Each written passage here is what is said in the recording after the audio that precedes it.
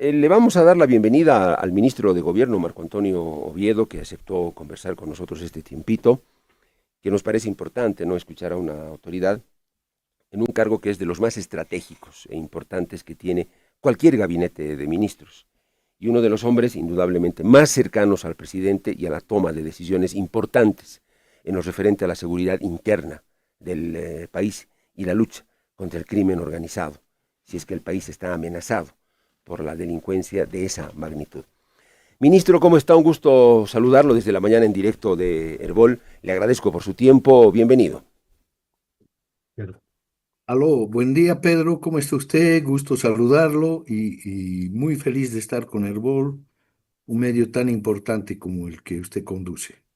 Le agradezco, ministro, por su tiempo. La verdad que valoramos mucho el tiempo que nos da. Sabemos que el de las autoridades es muy limitado, pero creemos también que es muy importante que la gente, la población, la audiencia que sigue a Herbol en todo el país y también fuera, lo escuche.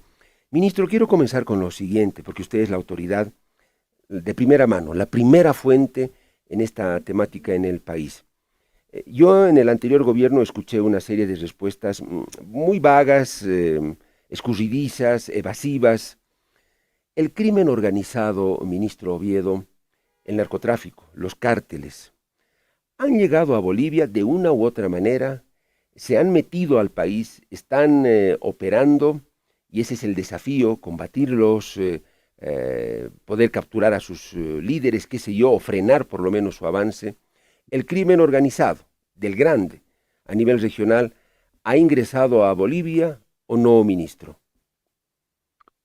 Bueno, primero yo debo decirles que una de las cosas que más me llamó la atención al asumir esta cartera de Estado es la absoluta desconexión de las autoridades que nos precedieron con los organismos internacionales como ser las Naciones Unidas, la Unión Europea, los Estados Unidos, las policías y los organismos de seguridad de los países vecinos.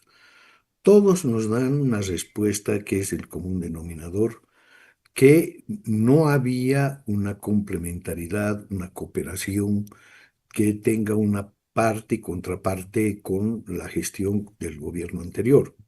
Lo que ha hecho, indudablemente, que todo el sistema de información que es tan necesario en esta área se vea desconectada, porque yo parto de un principio, no puedes combatir el delito, en este caso el narcotráfico, la trata y tráfico de personas, el terrorismo, aislándote. O, lo que yo leo, no había la voluntad de hacerlo. Entonces, por ejemplo, ayer recibimos el informe de Naciones Unidas sobre el monitoreo de los cultivos de hoja de coca. Un informe muy detallado, muy bien puesto, muy exacto, que tuvo de nuestra parte en estos casi 40 días de gestión la absoluta cooperación y la absoluta complementariedad para que este informe salga. Y el encargado del grupo, que ha venido un alto funcionario, que era el señor Jaime Segura, el señor Jaime Segura Socias, que es el encargado de esta oficina para el área, y nos decía que una vez conocido el informe ayer mismo, tuvo una receptividad muy grande en países como Colombia, por ejemplo, y están pensando este tipo de informe replicarlos en ese país. Entonces es incomprensible cómo la gestión anterior, no sé con qué fines, no permitía la publicación de estos informes que son tan importantes en la reducción de los cultivos de coca. Y también una novedad es que el cultivo de coca ha subido un 10%. Hoy día tenemos 34.000 hectáreas de coca plantadas en todo el territorio nacional. ¿Por qué es importante? Porque tú con este informe puedes desarrollar actividades de sustitución de los cultivos de hoja de coca, puedes desarrollar programas de apoyo y de plantaciones sustitutivas del arbusto de la hoja de coca. Ejemplo, ayer entregaban el informe en Naciones Unidas que han desarrollado exitosamente en la Asunta, aquí en el departamento de La Paz, café de primerísima calidad que está muy alto en el mercado internacional, porque el cultivo de la hoja de coca tú tienes que sustituir con algo que sea sostenible a la economía de los campesinos que están en esta actividad. Entonces, ha sido un éxito, vamos a seguir trabajando. He estado reunido con embajadores de la Unión Europea, están llegando delegados efectivamente personeros especializados en la lucha contra las drogas, especializados en programas de ayuda a los sectores donde se siembra este arbusto. Entonces, lo mismo con los Estados Unidos, que a partir de enero vamos a tener una actividad intensa para trabajar en temas, como le digo, narcotráfico, terrorismo, los factores de control de migración, etcétera, etcétera. Entonces, estamos reiniciando una nueva política dentro del ministerio, instruidos obviamente por el presidente Rodrigo Paz Pereira. Ministro, si le entendí bien, me queda un minutito antes de la pausa. Por favor, ministro, somos respetuosos siempre de su agenda. Vamos a tener esta única pausa y luego un bloque más para terminar la entrevista. Sabemos de lo limitado de su tiempo y le agradecemos. Y repito, seremos respetuosos de eso. Pero antes de ir a la pausa, en este minuto que me queda, si le escuché bien, ministro, en enero comienzan las primeras reuniones con la DEA y Estados Unidos para diseñar toda la estrategia de trabajo. Eso es lo que entendí. ¿Es así, ministro?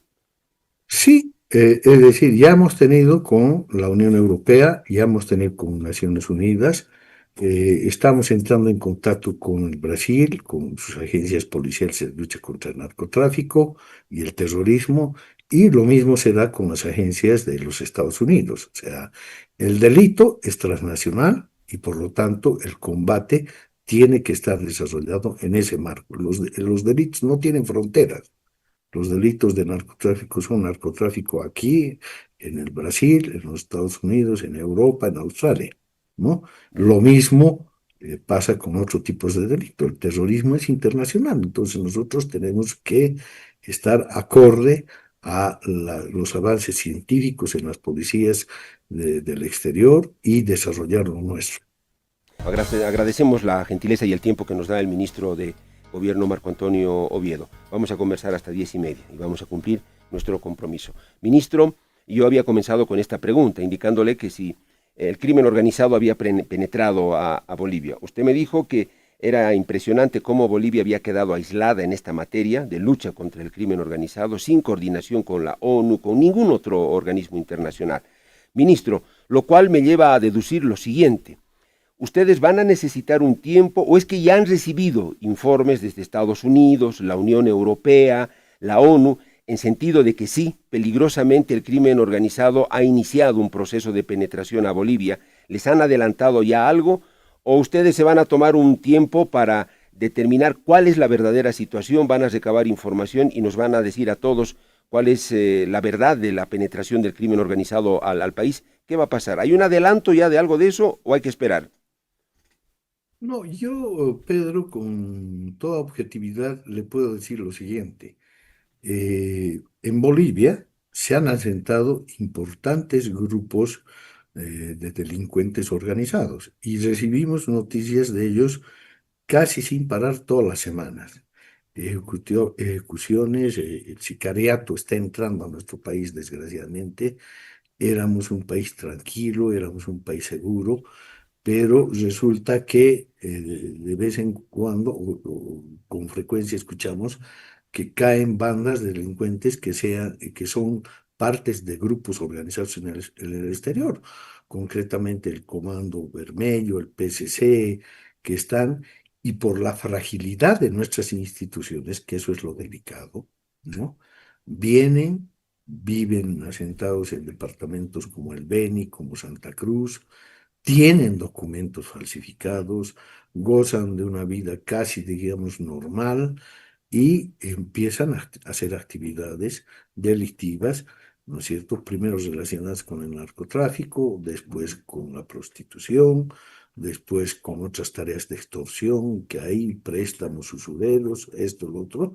que vienen de Colombia, del Brasil, de la Argentina, y nuestra fragilidad institucional, tanto en el área de migración como en el área de identificación, hace que seamos un país vulnerable.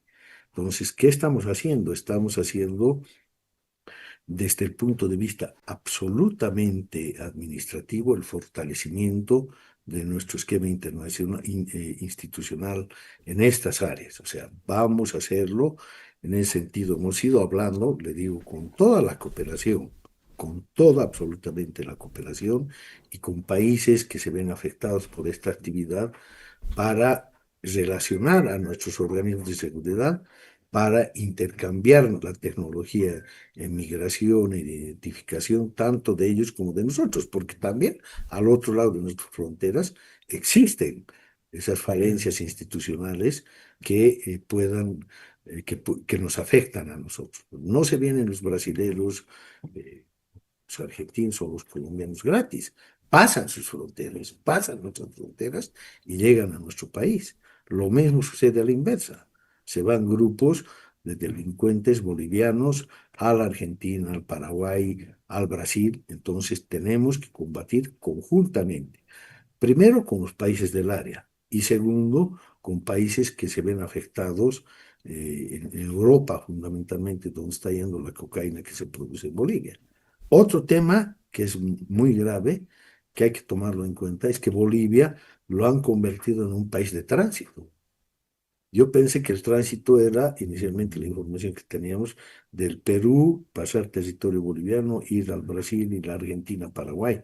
Pero también resulta que nos estamos volviendo un país de tránsito de cocaína y otros elementos que vienen desde Colombia. Imagínense la fragilidad del país en este sentido. Cierro con esto, ministro, para cumplir mi compromiso en cuanto al tiempo. Sebastián Marcet es una de las señales que usted dice de estos grupos criminales que se han asentado en Bolivia. Él hace poco declaró y dijo muy sinvergüenzamente, ¿no?, que se pasea por Latinoamérica. Él dijo, yo entro, salgo de los países, y nadie se da cuenta.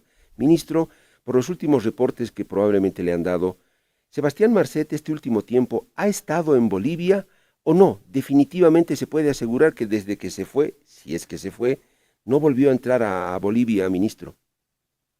Yo me quedo con las palabras de Marcet, es decir, paseo por todos los países del área, entro y salgo, lo que le decía hace un momento. Este es un problema que tenemos los bolivianos y hay que asumirlo con honestidad, es decir, somos un país frágil, nuestras instituciones han sido penetradas por delincuentes, tenemos que superar este problema. Pero también este es un problema de los otros países del vecindario. Es cierto que Marcet, hay deportes que está por el Paraguay, por el Uruguay, seguramente ha estado también por Bolivia o estará. Eso es proceso de una tarea de investigación y por lo tanto la información tiene que manejarse a niveles reservados.